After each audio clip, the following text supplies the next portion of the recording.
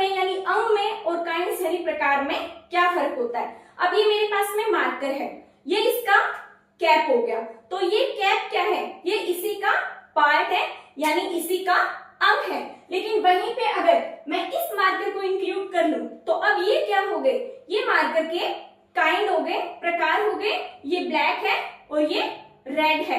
तो ये डिफरेंस होता है। अगर मैं सिर्फ इसी मार्कर की बात करूं और इसी के इस कैप की बात करूं तो ये क्या है, इसका अंग है यानी पार्ट है। और अगर ऐसा ही एक मार्कर और लेके अगर मैं बात करूं तो ये क्या है, इसके काइंड यानी प्रकार है।